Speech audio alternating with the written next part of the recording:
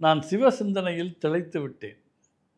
சிவனுடைய அருள் வட்டத்திற்குள் என்னை ஒப்பு கொடுத்து விட்டேன்.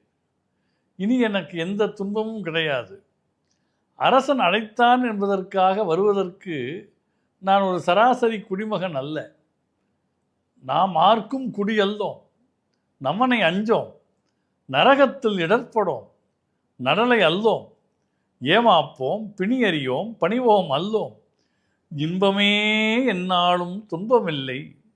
தாமார்க்கும் குடியல்லா தன்மையான சங்கரனல் சங்கவன் குடையோர் காதல் என்று அந்த சிவபெருமான் பெருமையை சொல்லி அவனுடைய திருவடிக்கே கோமார்க்கே என்றென்றும் மீளா ஆளாய் கொய்மலர் சேவடியினையே குறுகினோமே என்று சிவபெருமானுக்குத்தான் நான் அடிமை செய்வேனே தவிர உலகத்தில் வேறு யாருக்கும் நான் இனி அடிமை அல்ல. ஏனென்றால் நான் அவர்களுடைய குடியே அல்ல, அவர்களுக்கு கட்டுப்பட்ட குடிமகன் அல்ல என்று பிரகடனம் செய்கிறார் நாவுக்கரசர்.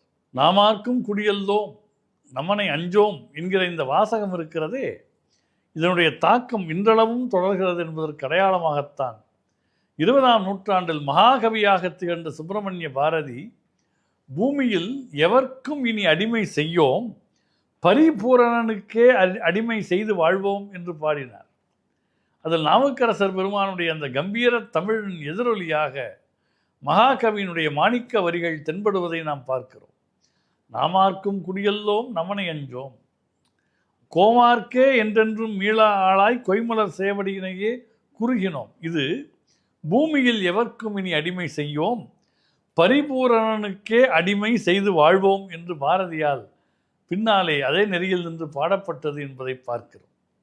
எனவே தன்னளவில் சுதந்திரம் உணர்ந்தவர்கள், தனக்குள்ளே தெய்வ நிலையை அறிந்து உள்நிலையில் ஒரு விடுதலையை அறிந்தவர்கள், சராசரி நியமங்களை தாண்டி வாழக்கூடிய வாழ்க்கையை வாழ்பவர்கள் என்பது இந்த வரிகளின் மூலமாக நமக்கு புலனாகின்றது.